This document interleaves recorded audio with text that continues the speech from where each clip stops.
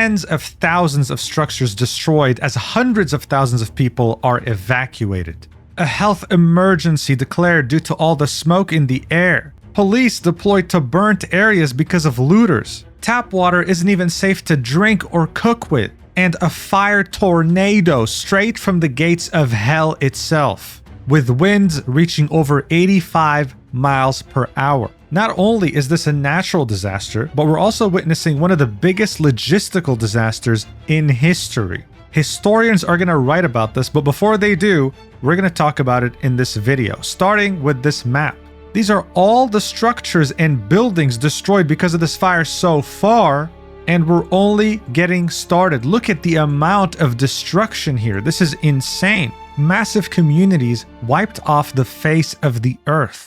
Now, this map right here is for evacuations, okay? Look at this massive area. Whatever is in orange is already burning. Whatever's in red is an evacuation order. If you live in these areas, you are obligated to leave immediately. And whatever's in yellow is an evacuation warning, okay? You have to be on standby and you can receive a message at any moment telling you to leave. The fires are so deep in the city that they're so close to Santa Monica itself. But I want you to imagine something. Imagine that you are a Los Angeles resident living in these yellow areas. You receive a message on your phone, an emergency alert with a loud sound saying "new." This is an emergency message from the Los Angeles County Fire Department. An evacuation warning has been issued in your area. Remain vigilant of any threats and be ready to evacuate. Gather loved ones, pets, and supplies. Continue to monitor local weather, news, and the webpage Alerta for more information. Now, this message was made to be sent to people in the yellow areas when their areas turn red. But in this case, millions of Los Angeles residents received these messages on their phones, some not even close to the fires. How would you feel seeing a message like this when you have an elderly parent or children or pets? But hey, don't worry, it's all good. It's okay. Because they received a message around 20 minutes later saying, "Oops, sorry, disregard last evacuation. It was for Kenneth Fire only." So the fire that's very far around here, close to Agora Hills and Calabasas. You think to yourself, okay, fine, listen, this made me panic like crazy, but hey, this was one mistake. I'm sure it won't happen again. Well, guess what? You go to sleep and at 4 a.m., you're woken up because of a very loud sound on your phone. It's another emergency alert saying the same exact thing. Guess what? This one was also sent to millions of people, and it was also a false alarm. This sparked massive panic, all right? And now people don't even trust these messages anymore. Authorities are worried that if they send an evacuation message to people, they're going to disregard it. And why wouldn't they? How could this happen in a country that calls itself a first world country in a state like California? Have we learned nothing from 2018? Hawaiians back then had to deal with a message like this sent to their phone saying a ballistic missile threat is inbound to Hawaii. Seek immediate shelter. This is not a drill. This turned out to be false, of course, but it was tragic. Families were calling each other saying goodbye. But it was unfortunately only the tip of the iceberg. This led to the famous copypasta of someone having intercourse with their biological sister because they thought they were going to die anyway, so why not, okay? We cannot have more incidents like these happen. And this is one of many logistical failures that have occurred in Los Angeles only in the last few days.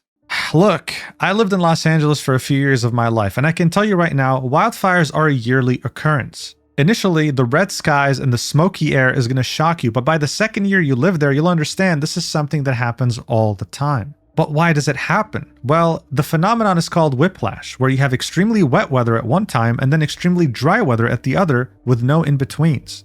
Los Angeles weather always fluctuates between two extremes, and it typically has very dry winters like right now, which means that all the moisture from grass and any vegetation is completely gone in the mountains, and it's all going to act like fuel at the slightest little spark that lights up for whatever reason. When you combine this with such insane winds that can spread embers miles away, this is how you get a ridiculous amount of fire spreading way too quickly. Not to mention that this wind can knock down a UFC fighter if it wanted to. Even if you had the equipment, you can't even make it to where the fire is because the wind would stop you. Because fires are a yearly occurrence in Los Angeles, one could say that it's like earthquakes in Japan. Earthquakes in Japan happen often, which is why they've converted all their infrastructure to be made specifically to resist them as much as possible. But this begs the question that everyone's asking. How is it that fire hydrants in Los Angeles, a city that gets wildfires all the time, ran out of water immediately? Firefighters would show up to the scene, use water a little bit, and then all of a sudden realize, wait, this is already out of water. We have to leave immediately. Well, it turns out that there was a water reservoir in the Palisades, the biggest fire going on right now, right? That had a capacity of 117 million gallons that was empty. And it didn't get empty recently, it's been empty for an entire year, making residents furious. This isn't just a water capacity issue, right? The less water you have, the less water pressure you have as well. And when the winds are so crazy, you need very good water pressure to be able to counter the extremely strong fires. This was a water capacity and a water pressure logistical disaster. And many are wondering, how could this happen? This is the most taxed state in the United States after all. If you live in California, you pay as much taxes as I do in France, but here at least I get free healthcare. Like, what's going on? Well, the governor of California, Gavin Newsom, posted this on his Twitter account, saying that he's calling for an independent investigation into the loss of water pressure to local fire hydrants and the reported unavailability of water supplies from the Santa Ynez Reservoir. We need answers to ensure this does not happen again, and we have every resource available to fight these catastrophic fires. But to many, this just sounds like Mr. Beast investigating himself. This shouldn't have happened to begin with. An investigation shouldn't have happened to begin with. But it did, and it severely impacted what firefighters could even do, because without water, they can't do anything. They're just human beings at the end of the day.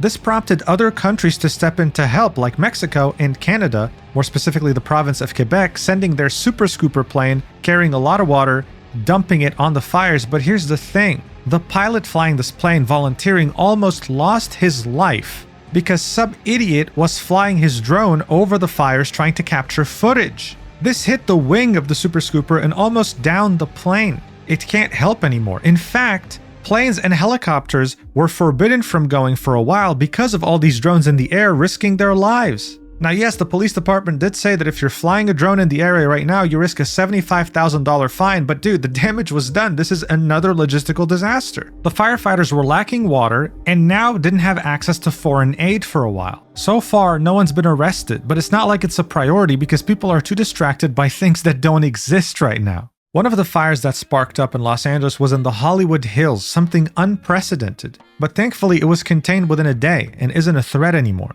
This hasn't stopped tens of millions of people to believe that this footage is real. Yes, even though there's 3 L's in the Hollywood sign, many people thought this was real. There were many videos shared of the Hollywood sign burning, either taken from movies, series, YouTube videos, you name it.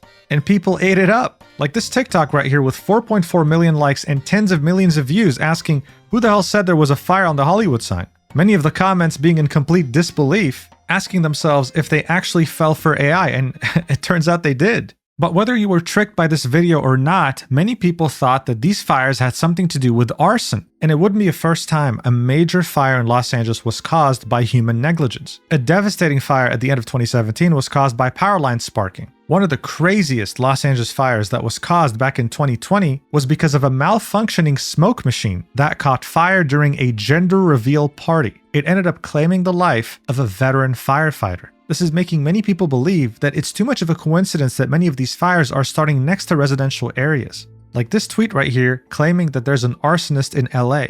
Well, some residents spotted someone on a bicycle carrying a blowtorch in their neighborhood 30 minutes after the Kenneth fire had started. They took him down, tied him up, and then called the police, who showed up 30 minutes later. He claimed that he was carrying a blowtorch because he used it to light up weed. Yes. The reason why this was significant was because the Los Angeles Police Department had initially said that it believed that the Kenneth fire was started intentionally, unlike the others. But obviously when they said this, they had no proof, and they still don't. They wanted to put this guy in jail no matter what, but didn't have enough evidence to do anything with him.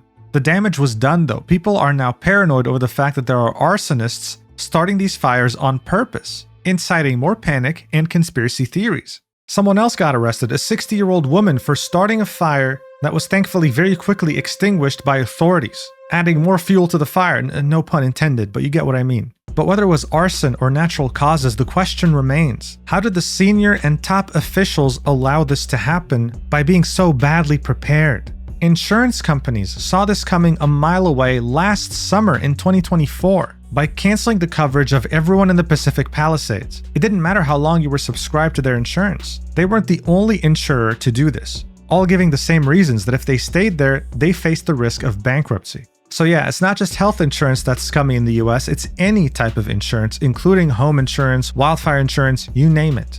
People are very mad at both the mayor and the governor, with one Palisade resident finding Gavin Newsom and confronting him, asking him, how did you allow this to happen? Why is this happening? And look at his response. It's ridiculous. I'm talking to the president right now to specifically answer the question of what we can do for you and your daughter. Can I hear it? Can I hear your call? Because I don't believe it. I'm sorry. There's literally, I've tried 5 times. That's why I'm walking around to make the call. Why is the president not taking your call? Because it's not going through. So why? I have to get cell service. So let's get it. Let's get it. I want to be here when you call the president. I appreciate it. I'm literally on the phone with the president. Let me hear it. Actually, my phone isn't working. This is a resident that maybe voted for him, right? Trusted him to run California and give it what it needs in the face of disaster, and yet she was completely and utterly failed.